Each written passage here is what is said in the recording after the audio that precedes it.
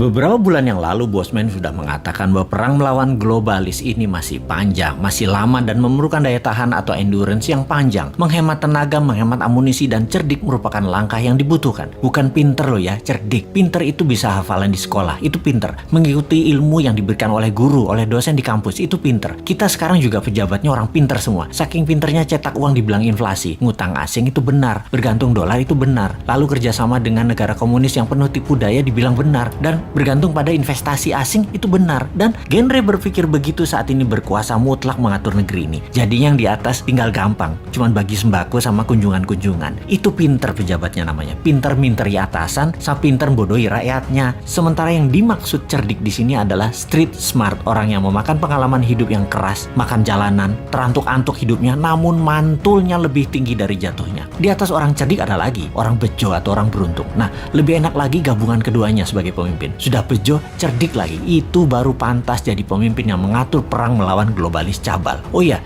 sebelum lanjut, kita harus membedakan pebisnis globalis dan globalis cabal. Cabal adalah secret society, lebih menginginkan kepengendalian mutlak atas kehidupan manusia. Cabalis itu sudah pegang kendali atas teknologi, atas informasi, kendali atas komunikasi, sistem keuangan, dan sekarang kendali ke arah dua hal yang penting, yaitu kesehatan serta makanan. Musuh negara tidak berdaulat yang pemimpinnya oportunis itu bukan hanya dua negara besar, Tiongkok dan Amerika, tetapi ditambah juga globalis cabal. Jadi ada tiga musuh sebenarnya. Kita detailkan ketiganya, pengendali negara lemah tersebut. Pola kendali terhadap negara lemah atas dua negara besar dan kelompok globalis adalah tiga strategi Tiongkok, yaitu menggunakan soft power kalau Tiongkok ya. Pertama, kendali atas media massa sebuah wilayah. Nomor dua, kendali atas pejabat pemerintahan wilayah yang ditarget serta anggota parlemennya. Kemudian nomor tiga, kendali atas peraturan hukum dan penegakan hukum di wilayah tersebut. Di sisi lain, strategi Amerika itu menggunakan hard power, yaitu tekanan militer, terorisme, ideologi, humanitarian, menggunakan organisasi multilateral seperti IMF, PBB. Semua adalah tool Amerika untuk menyedot aset harta negara lemah. Strategi globalis cabal adalah pegang sosial media, informasi, dan big data. Mereka bukan mau menguasai wilayah hajat hidup seperti Tiongkok, ambil sumber daya alam seperti Amerika, kendalikan energi dan oil, serta dolar. Bukan. Globalis cabal kendalinya atas data, atas minat interest seseorang, mengubah tindakan perilaku, merubah society, merubah dunia dengan merekalah pemegang kendali hidup manusia, bukan hanya wilayah. Globalis cabal anti negara, anti nasionalisme, senang atau mendukung pemimpin otoriter yang bisa dikendalikan oleh mereka. Jadi saat ini perangnya ada tiga front, Tiongkok, Amerika, dan globalis cabal. Globalis saat ini pegang kendali atas big farmasi atau perusahaan obat-obatan besar serta kesehatan. Alat tes COVID, virus COVID, dan vaksin adalah satu paket globalis cabal yang punya. Sistemik sekali kerja mereka, didesain panjang sejak 15 tahun yang lalu. Detail, rinci, terarah, lengkap dengan perang medianya,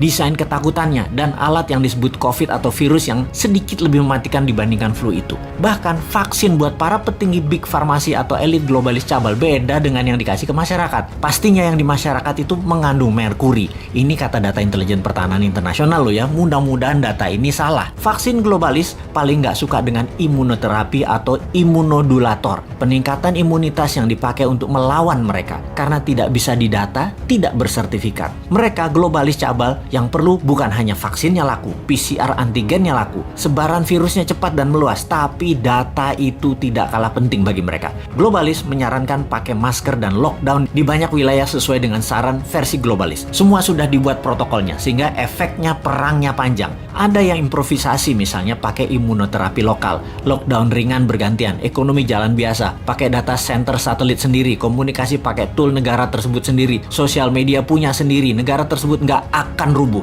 ekonomi jalan dan COVID musnah dalam sekejap. Anti saran globalis dan melawan mainstream pasti menang.